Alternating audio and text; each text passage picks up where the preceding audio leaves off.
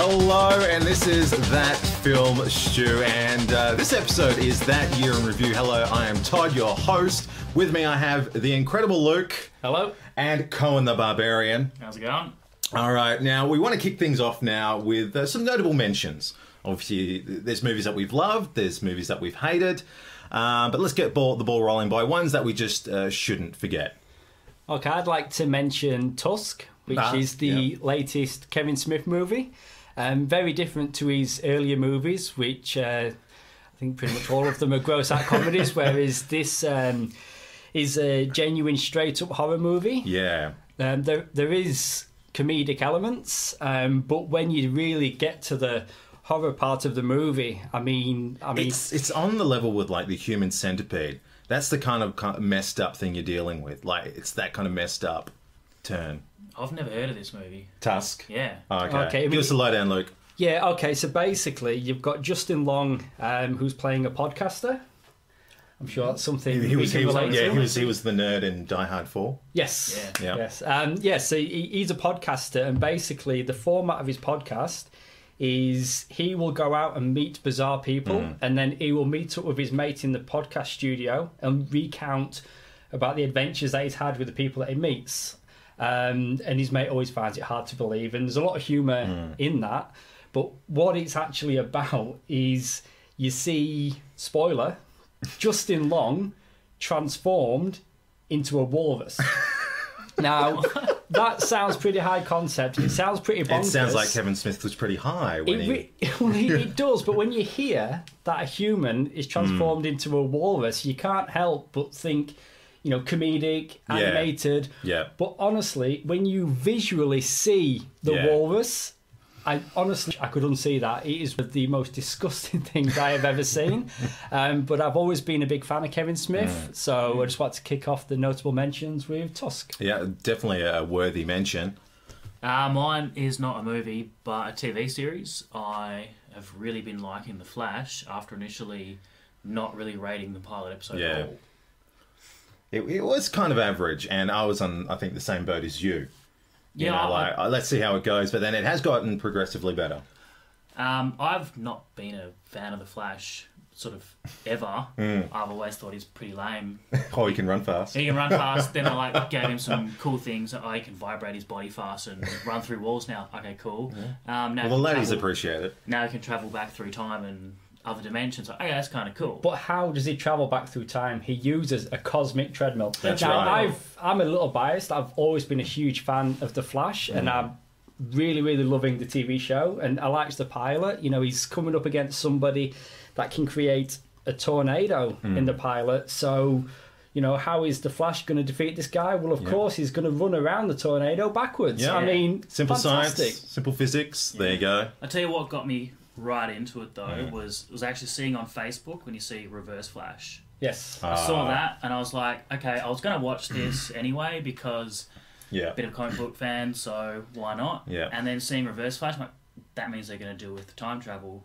This got all of a sudden interesting. Yeah. Yeah, I think the best thing about it for me is when you're actually seeing the Flash using his powers and he's in full costume, he's smiling.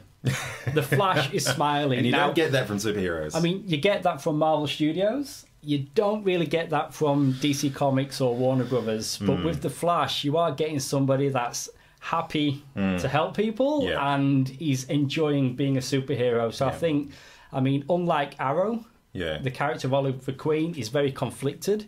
You've got a very fun-loving character in the Flash. And this seemed to be, from what I'm seeing in upcoming TV spots and trailers, is they're coming up with creative ways of him using his powers. Yeah. So like Colin said in the beginning, he's more than just running fast, which is fantastic. And it is on mid-season break, so if you haven't watched it, get on board now. It doesn't come back until like March next year, or this year. So, get on board while you can with that one. Now, my notable mention has to be Sabotage. Arnie coming back for another solo movie. He's leader of a SWAT team, hardcore SWAT team, you know, into drinking, into the drugs, and they basically try and do a bad thing and steal a lot of money from a drug kingpin, and it all goes awry when that money goes missing and they're all blaming one another, and people start dying and they start turning on each other more and more, and it's a really, really good film. I think the way it ends, with Arnie isn't great.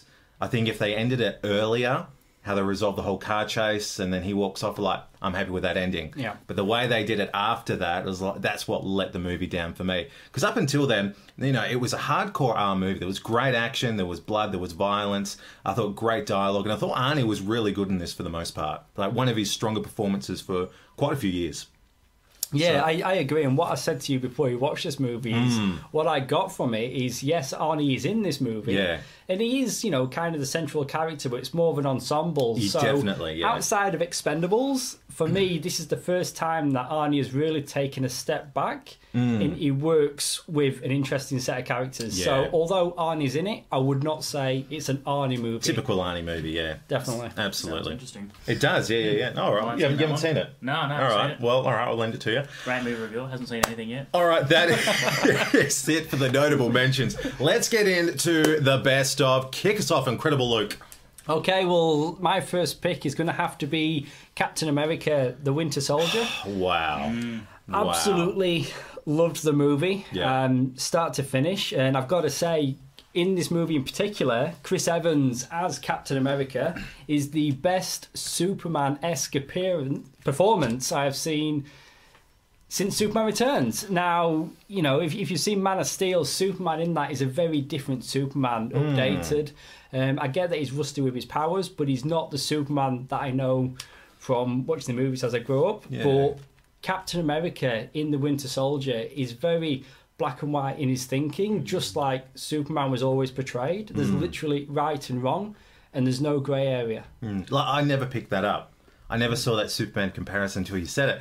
And I'm thinking, wow, Chris Evans would have made a fantastic Superman. Yeah. You know, if Henry Cavill didn't get it and Chris Evans wasn't doing Captain America, it would have been very interesting. And it probably would have paid off more than Henry Cavill.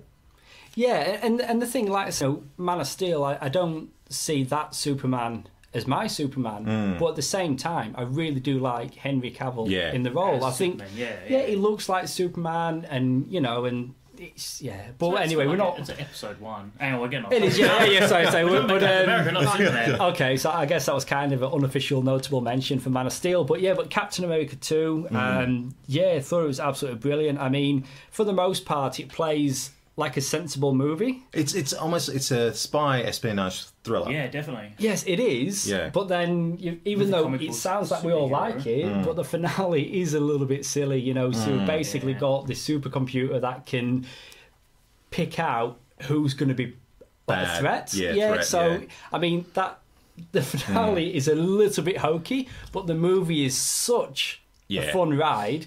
You just don't care, and you completely just accept that. And I just loved the Doctor Strange shout out. I thought that was absolutely fantastic.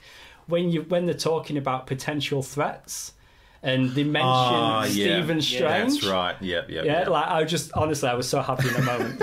So Captain America 2 is one of my favourite movies. Well, for the year. definitely a worthy choice. Cohen, you're with me on this. Godzilla. Definitely. Wow. I've been a big Godzilla fan for years. I love the old Japanese ones. And when I saw that this one was announced, I tried to stay away from all the media, everything that was coming out, because I just wanted to go see it and enjoy it. Yeah. And for me, Godzilla, it was a lot like Jaws, where they didn't give you the shark straight away. They teased you with like bits and pieces like that. Here's a bit of trivia for you. Oh, Just to jump in okay. there. All right, thank you. Despite being the title character, Godzilla only appears for 8 minutes in the movie. Wow. That is it. It's like, and this movie goes for like 2.5 hours. Yeah, and it's in 8 long minutes as well. of it. Yeah. It was like that. It was like you're given this gift. You know, each time he comes around, like you're given this gift, and his presence was used to propel the story as well. Because when they're in Hawaii, and he challenges the monster there, like you don't see them fight it off, but you see them on the Aaron Taylor Johnson's on the train. You see them in the background. You know, it's not concentrated on that. It's concentrating what's happening with the human story, which is really good with this Godzilla film. It was more focused on that, while still I making. think the build-up throughout the whole movie was insane. Yeah. Like when Godzilla finally faces off with the mutant bug thing. And Do we know what the mutant bug thing I is think it was called? called the Muto or It, something. well, it was a MUTO. Muto, yeah. It was a Muto. Yeah, we got to see years ago with Jaws that sometimes less is more. Yeah, and the director did so- want to go with that Yeah. sort of, theme of just to build the suspense, but just that finally when they confronted each other Yeah. and they screamed, I literally nearly stood up and like screamed my head Yeah. off, like I wanted to be in that fight. Well, the best bit for me was when he starts to charge up. You know, and you hear the hum, and his back starts to light up. It's like, like he's shaky. Like I felt like a little kid again. I didn't see that coming. I really didn't. Yeah. And now you mentioned Man of Steel before. You know, talking about Captain America. Yes. Well, the original story for Godzilla was he was going to be preserved in like a Siberian ice glacier, but they found that there was something similar in Man of Steel, so they went away from it. Ah, interesting. Yeah, and so it became the story it was. So yeah, very interesting how Man of Steel crops up. It's all connected, people. It is all connected. There is a large conspiracy going around. But yeah, Godzilla, well worth the watch. I discovered fast that it's more of a guy flick. Very pretty fast. You Well, discovered. my wife liked it. Oh, did she? Yeah. Oh, Aaron Taylor Johnson. That's right. Yeah. It took her forever to work out that was kick-ass. Oh, yeah. Who is married to a 44-year-old woman and has 2 kids? That's bizarre. Did not know about that. Yeah. Okay. Well, there you go. It's all about the trivia. It's all relevant. And we're on to another sequel now, actually. It's all been kind of sequels and reboots. On to another one. Seems that way. Okay, so my next one is going to be 22 Jump Street. I wanted to change gears a little bit, and I wanted to throw a comedy into the mix. I was a bit optimistic before watching 21 Jump Street. Absolutely loved it, and it's like, wow, can they really do it again? And yes, they can do it again, almost exactly the same with a few slight changes. Cohen's raising his hand. I'm going to have to disagree here. It was funny. 21 Jump Street blew me away because I hadn't seen any trailers. No one really sort of talked about it. I was like, yeah, go and see it. So I saw it, and it was immensely funny. 22, I liked the start when they're sort of ragging on how it's a sequel and they kind of make fun of each other and some of the other movies that they've played characters in. But it's literally the same movie. Did you enjoy the Ben Hill joke? Which one? When they're on the campus and they've got the music playing and they're moving around really fast. Yeah, man, I did. I mean, I really enjoyed it. And again, you know, I've put this forward as a pick as my favourite comedy of the year. And basing that on that, it's literally the movie that I laughed the most throughout and really, really enjoyed it. And I will challenge you to find a comedy that has a better end credits closing scenes as 22 Jump Street. That was good. Have you seen it, Tom? Now, I have to admit, I haven't seen. I can't stand Channing Tatum, so I'm never going to see those movies. I'm not a big fan of him either. I do really like Hill, but the two of them together are just perfect. It is a really fun movie, so I would challenge you to push past honestly, and maybe character. and honestly, okay. So I've just said, just try and tip the scales on this being my pick as a good movie, and Cohen's going the other way on this. Just watch it. All right. End credits. You'll see what I mean. Definitely stick around for his end credits. End credits are incredible. I feel as though we've built them up enough. So, okay. All right. Well, you wanted to sort of change things by picking your favourite comedy. I'm going with a film called Cold in July as my second best of 2014. It's an adaptation of author Joe R. Lansdale's book done back in 88, 89. And it's basically this crime thriller. Really gritty. It's quite disturbing. It stars Michael C. Hall from Dexter. So if you're a big fan of him, I recommend checking this out because his performance in this is absolutely flawless. Plays a family man, married, 1 kid. Beginning of the movie starts off, someone's broken into his house, grabs a gun, walks out, ends up shooting a guy. Now we find out that guy's father who he killed has just been released from prison. So you're thinking that this film's going to take on this certain revenge tale. It doesn't. It does a complete 180 and it takes a different turn and goes down this completely different route. I'd read the book and I was really surprised where the book took me. I was really surprised how a faithful adaptation this movie was. Cold in July by Joe Lansdale. They adapted his Bubba Hotep with Bruce Campbell quite a few years back. Good movie. That's that guy, yep. Very, very good movie. And now Bill Paxton's going to adapt another Joe Lansdale book, The Bottoms, which is like a Depression-era thriller where you've got this serial killer going around. So, look, a very exciting movie, Cold in July. I highly recommend you do check it out. It is available on DVD here in Australia. It's only been out for about a couple of weeks now, so you can rent it, pick it up. I don't think you'll be disappointed. It's got a great 80s soundtrack as well. Very, very good. And you get to see Michael C. Hall with a mullet, so you know what? Cool. You win either way. I wouldn't want to see that. Well, exactly right. Now, Cohen, it's time for your last best, and I think it's the elephant in the room. I think it's one that no one can really deny. Pretty obvious, really. Guardians of the Galaxy. Yeah. Who didn't enjoy it? Exactly. Actually, I don't know. Don't think I've met anyone who hasn't enjoyed it. No, I haven't either. And you know, we watched it together, Todd. And, No, that's right. Yeah. And we walked out of the cinema, and both of us agreed that it's the first movie in such a long time when you could have easily just gone back in and watched it a second time, just put it back on from the beginning and just thoroughly enjoy it. And fantastic movie. Yeah. I mean, such a high concept, and there were so many people skeptical in the beginning. I was one of them. I mean, it's such an obscure comic property, but they really did make it work. I had no idea what Guardians of the Galaxy was. Like, I think you, Todd, you sort of told me a little bit about it. Yeah. There's like a raccoon in it and a big tree guy and funny guy. Yeah. A big tree guy with a limited vocab. Yeah. Yeah, actually, another little bit of trivia here for you. I am Groot in Dutch actually means big. So basically he's walking around saying, I am big all the time. Oh, wow, okay. And I guess he is. He's He is big. He is big. All right. But yeah, not knowing much about the comic book or anything, went in with a really open mind, and just from that first scene with the old 70s, 80s music. Oh, what a soundtrack. Todd bought me the soundtrack for my birthday. I played it for a month non-stop. Absolutely loved it. Yeah, there's so many different elements in that movie that really make it work. But a big thing for me, I'm a big comic guy. I read a lot of comics, but wasn't too familiar with Guardians of the Galaxy. That was slightly outside of my scope. But I think that helped me in enjoying the movie as much as I did. Just it's very rare that I can watch a comic property and not know where it's going to take me. But putting that to one side, it really is such a fantastic, fun movie. I mean, it is. It was such a surprise as well because it was directed by James Gunn, and this was his first big movie. This is a guy who'd done little stuff with Troma. He'd written the Scooby-Doo movies. He wrote the Dawn of the Dead remake. Slither, fantastic movie. Great movie. Super, which is, I think, one of the best superhero movies around. Better than Kick-Ass, my opinion. And James Gunn just comes out and he blows everyone away. I mean, let's face it, this has been the biggest Marvel film so far. I mean, before this, it was, I think, Iron Man 3 money-wise. But in terms of critical success, this is the biggest ever for Marvel. Hands down. Yeah. So, look, I think some really, really good choices there in the best of. But it all hasn't been great. And Luke and I, we followed Warwick Davis's work quite closely, at least when it comes to, when it came to the Leprechaun movies. And, of course, they rebooted it, Leprechaun Origins, and they tried to do something different. They thought, let's get rid of, the hats and the golden buckles and all that, and let's turn the Leprechaun into an actual, vicious, creature, like a raptor or something. Basically, we're going to do a reboot of Leprechaun. Yeah. It's going to be called Leprechaun Origins, and we're going to use nothing else. Yep.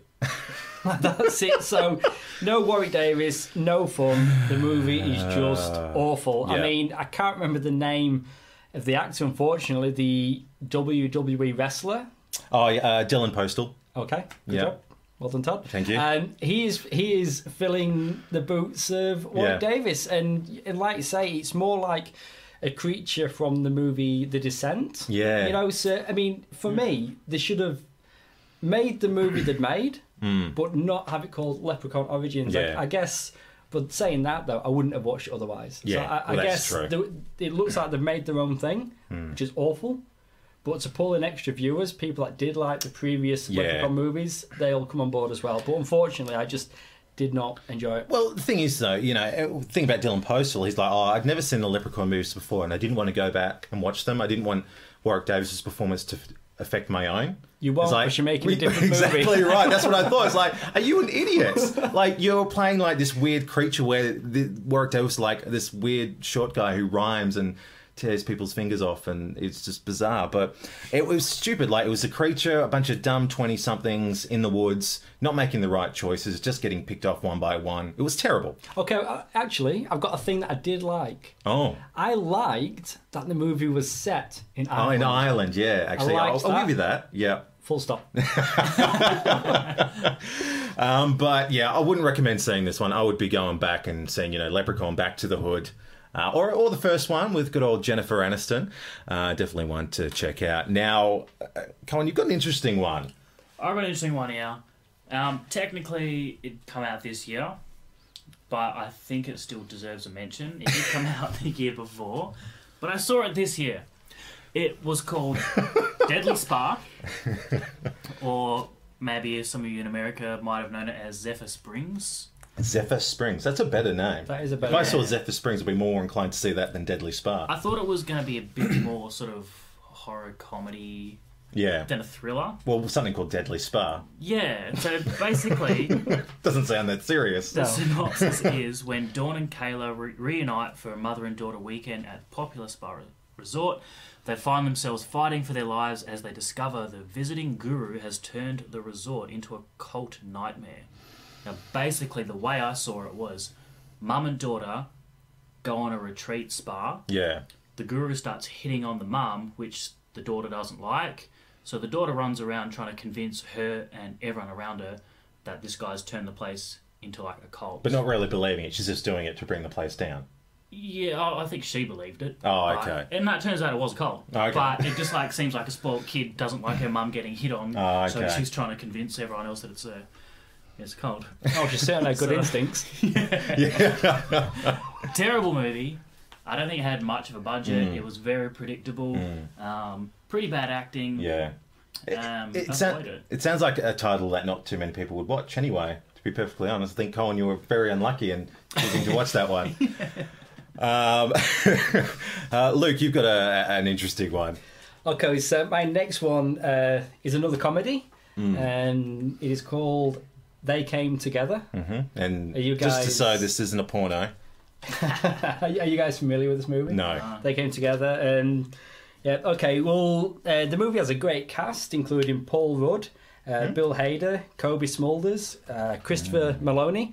But unfortunately, I just found the movie boring. It is a romantic comedy, but what they're actually doing is presenting a satire on romantic comedies. So it's going out of its way to pretty much tick every cliche Yeah. in every romantic comedy, and what that is to equal Yeah. is laughter. Yeah. I really did struggle with this movie. The movie starts in a restaurant. You've got two couples, and the guy from one couple asks the guy in the other couple, how did you guys meet? And they go on to talk about how they came together, and honestly, Sounds gold. awful movie. Usually I like Paul Rudd, but I really struggled with this movie, so Yeah. not good. Well, that's the problem with satires, isn't it? You know, there's more strikeouts than successes. Very So, hard to do. well, yeah. And it seems like it's very, very hard to make a goddamn decent Ninja Turtles movie. My God, Michael Bay, is there anything you cannot ruin? Not my childhood. Well, Can't ruin that. he's trying. He ruined Transformers with 4 movies now. I don't want to talk about the last Transformers movie, but Ninja Turtles. I mean, you and I, we've been big fans of Ninja Turtles for a very, very long time. We love the cartoon. We love the comics. Yeah. We love the very first movie, Yeah. which is the best. Probably one of my favourite movies Yeah. of all times.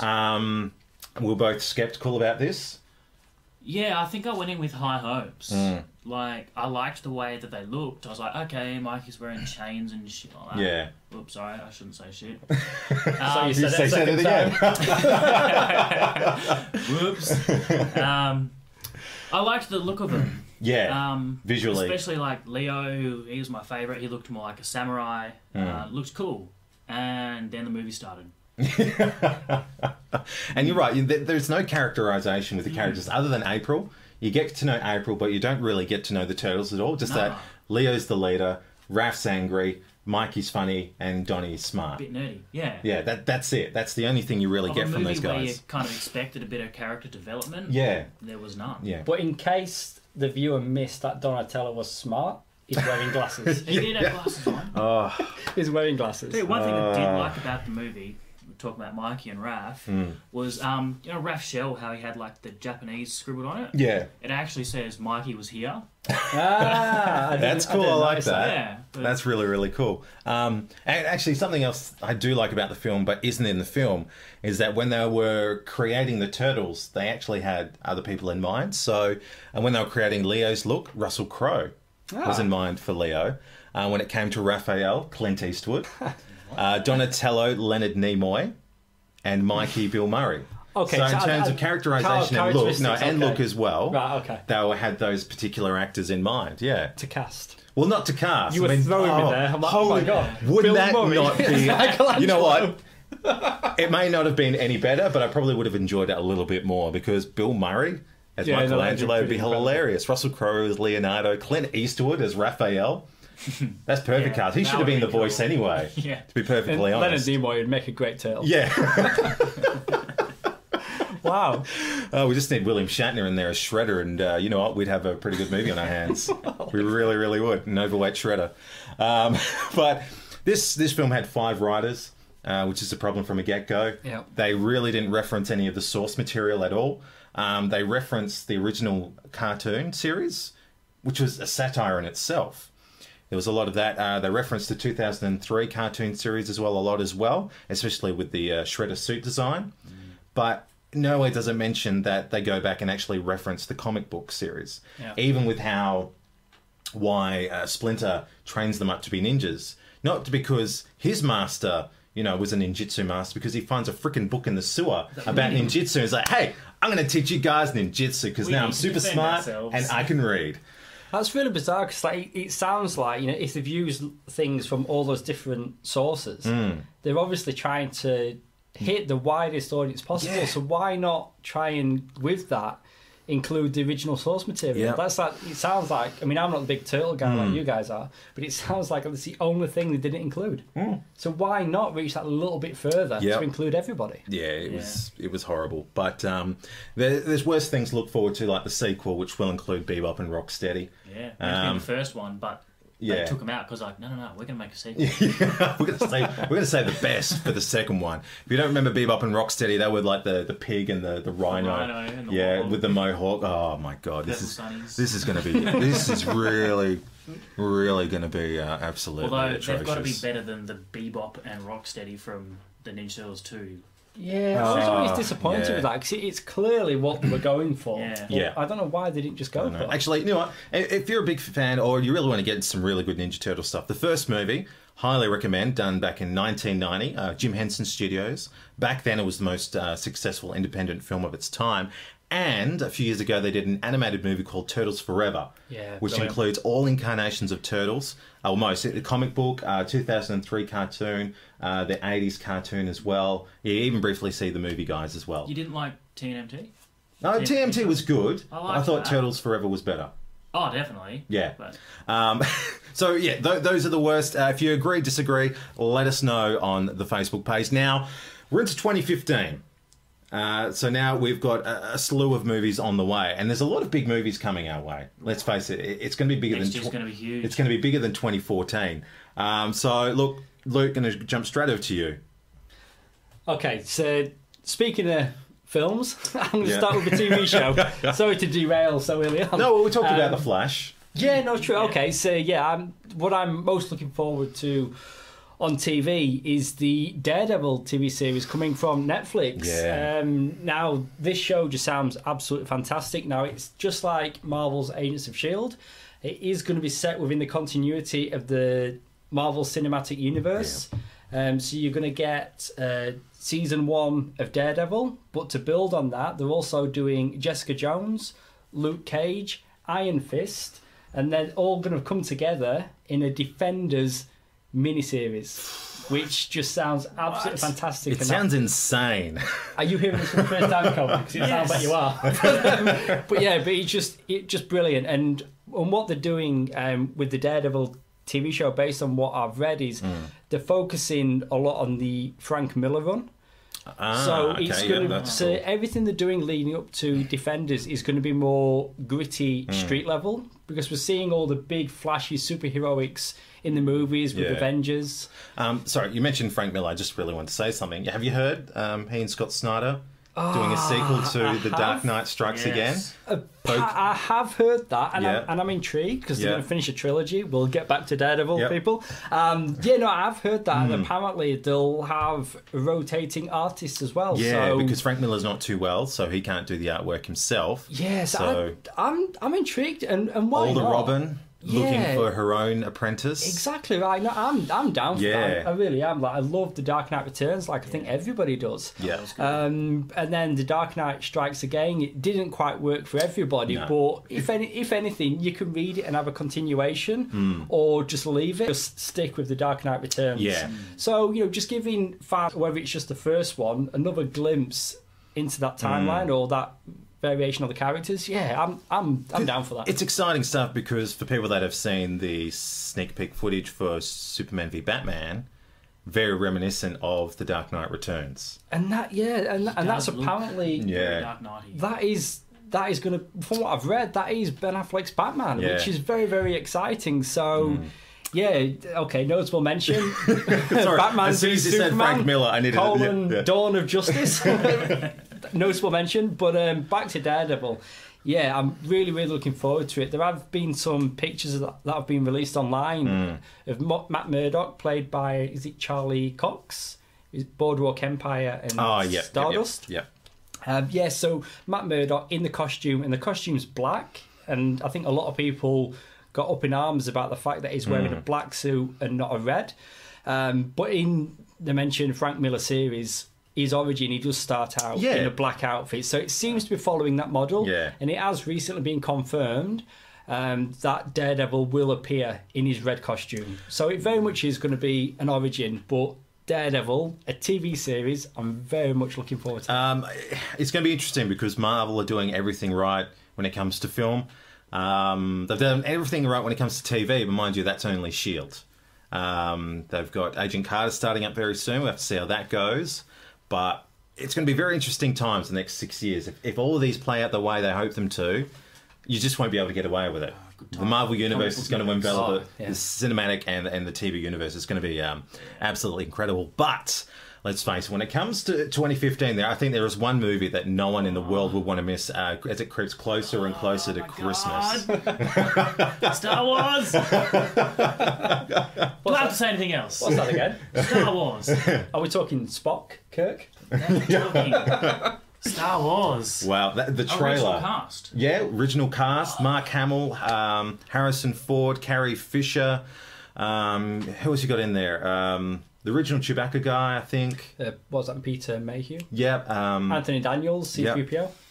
Absolutely incredible. But Mark Hamill's come out and said it's all about the new guys, which is why when you watch the trailer, it's all new cast. It's none of the old cast. It's all about bringing in the young guns. I like it. I'm looking forward to it. I've always liked Star Wars, but I'm not a massive Star Wars fan. But I've got to admit, watching the Force Awakens trailer, when you see the Millennium Falcon in the clouds, man. I had the biggest grin on The my camera face. view, it's upside down, and it's like, whoa, whoa. Then it comes around, then the TIE fighters are coming at you, blasting lasers. It's absolutely incredible.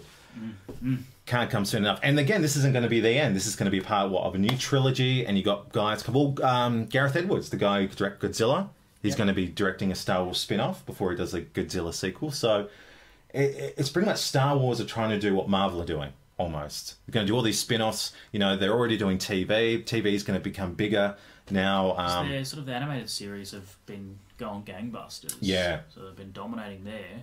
Why not bring it back to the big screen and try and dominate that again? Yeah. And you're saying that, Star Wars, they're doing what Marvel have been doing so successfully. If you think about it, I mean, Star Wars, it's already got the built-in audience. Well, that's true. Yeah. So it's not as if they're potentially looking at launching movies based on different characters, new characters, and they're not going to be thinking to themselves, I hope we have an audience for this. Because the audience is there and it's ready. Because let's face Been it. there for 40 years. Yeah. I mean, we're probably going to get spin-off films of, the likes of Boba Fett.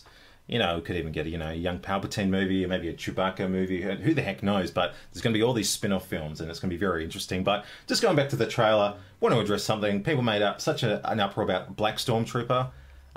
Who cares? See, now... There's a whole story behind it. It may not be a stormtrooper, maybe undercover, maybe he's been recruited, because let's face it, cloning doesn't happen anymore. So let's wait till the movie comes out before we start slamming people for story, let alone race. So when you said... Before I saw the trailer, I was told there's a black stormtrooper in it.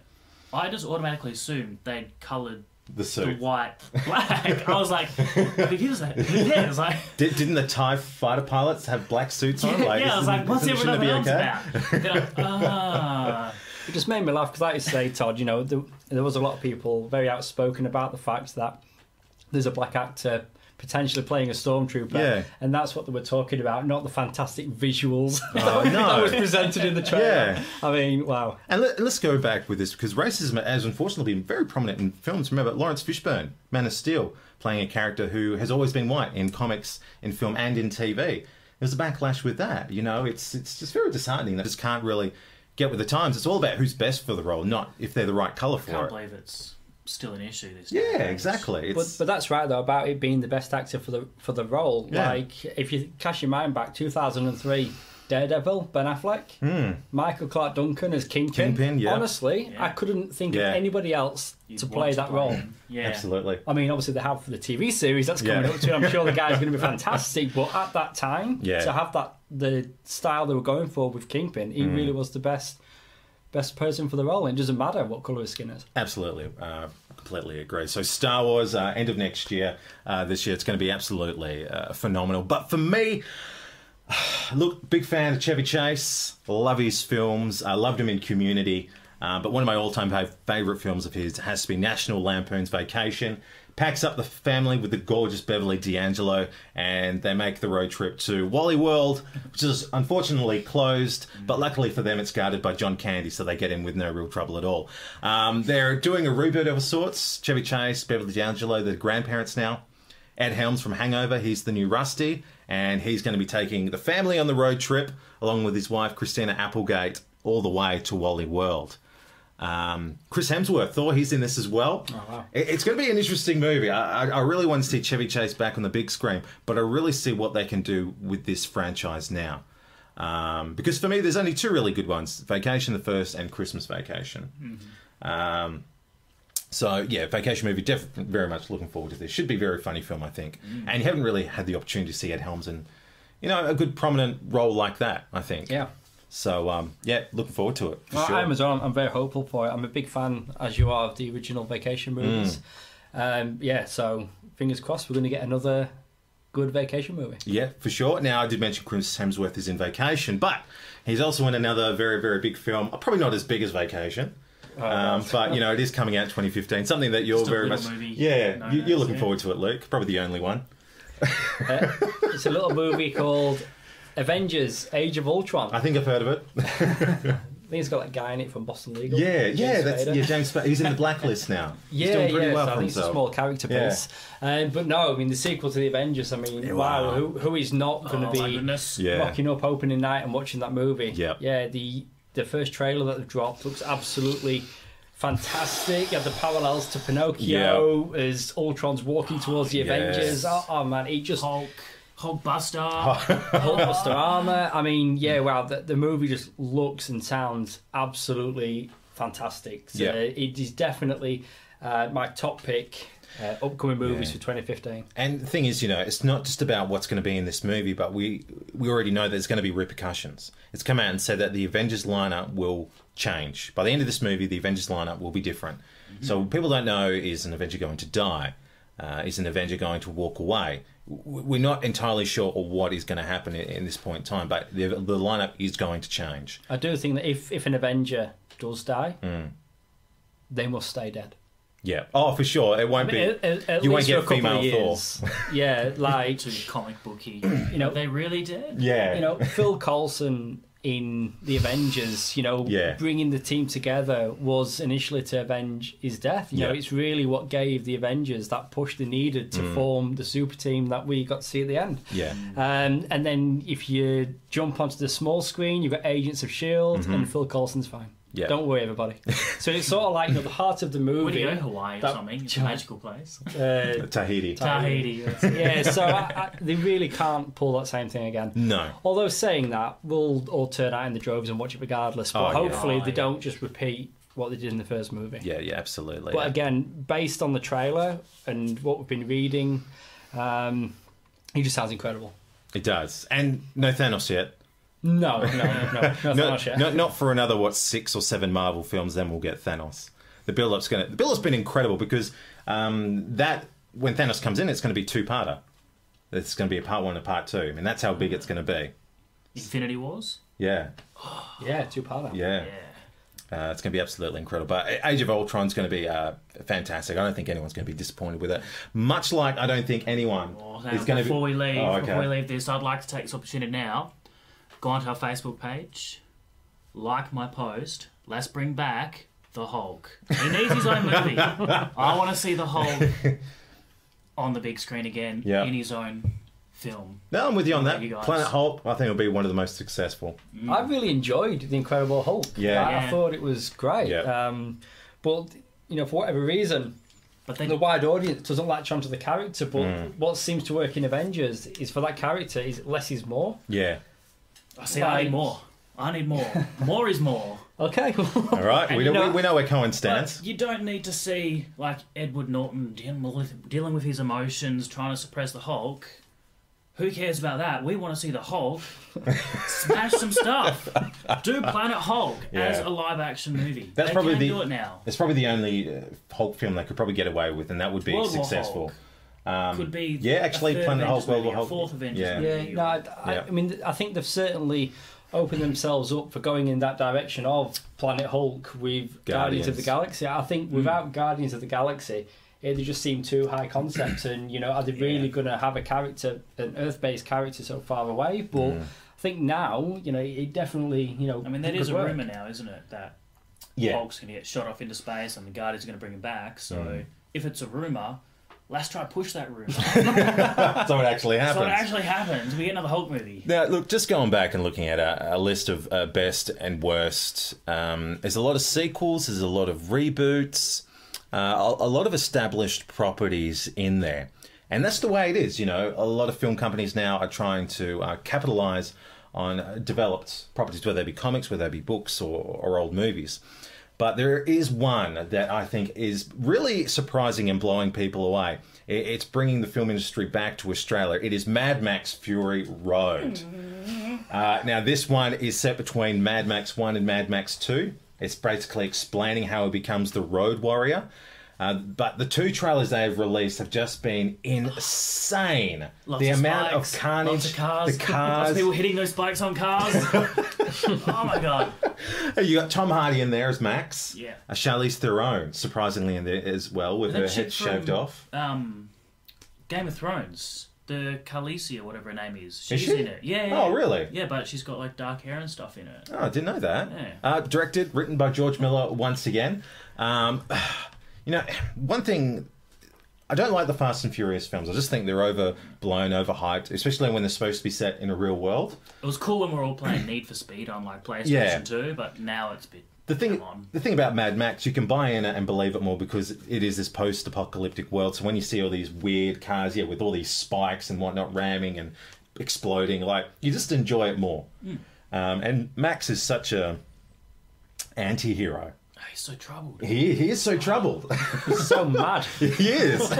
All the time. You just buy into it and you just love it because it's just ridiculous. It's great action, great gore. What if they're going to have his dog in it? What I was thinking is I hope that he gets the pup. Yeah. At the end of it, he gets the pup. Because that is, for me, that dog, that blue heeler, go back and watch Mad Max Road Warrior. I think that dog is quite possibly the best acting animal in a movie ever. No, honestly, you go back and watch it. Its facial expressions, the way it looks around, the way it acts is superb. I can't fault it. Which is why, if you haven't seen it, spoiler alert, I was so heartbroken when that dog died. So heartbroken. But it'll be great by the end of this film. He just finds this blue heeler pup or something happens. He's like, come on, pup. And then off they walk together into the sunset. So he just called it dog in the movie, didn't he? He didn't give it a name. Yeah, he did have a red handkerchief around his neck, though, for some reason. And who didn't want to then hang red handkerchiefs around their dog? Well, that started the trend. Yeah. Yeah. So Mad Max Fury Road comes out next year. If you haven't seen the trailer, do check it out right now. And let us know what your favourite upcoming film is as well on our Facebook page. That Film Stew. That's right. We are That Film Stew. It was a brilliant idea by Cohen Lovell sitting next to me right here. Oh, I think it was all of us, to be honest. But look, thank you once again. If you've got a movie that we think we should review, we think we should talk about, then again, let us know on Facebook. We'll be back again next week. Thanks for tuning in. This is That Film Stew.